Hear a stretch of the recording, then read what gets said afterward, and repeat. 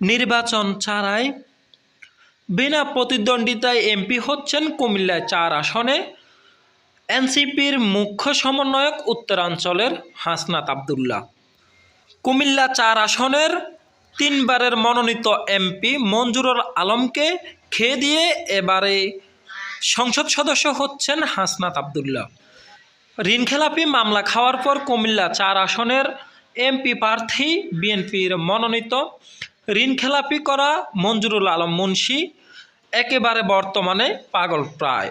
সেই সুবাদে কুমিল্লা ৪ আসনে আর শক্ত কোনো প্রতিদ্বন্দ্বী না থাকায় এনসিপির উত্তরাঞ্চলের মুখ্য সমন্বয়ক হাসনাত আবদুল্লাহ হেসে খেলেই এমপি হচ্ছেন কুমিল্লা ৪ আসনে।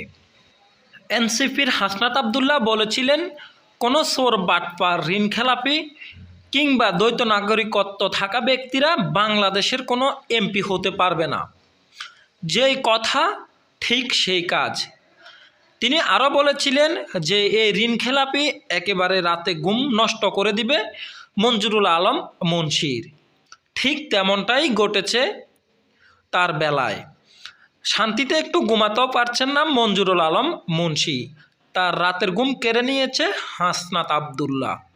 সাম্প্রতিক একটি ভিডিওতে দেখা গিয়েছিল, সাংবাদিকরা যখন মঞ্জুরুল আলম মুন্সিকে হাসনাত সম্পর্কে জানতে চেয়েছিল, তখন মঞ্জুরুল আলম মুন্সি বলেছিলেন, হু আর ইউ, অর্থাৎ হাসনাত আবদুল্লাহ কে?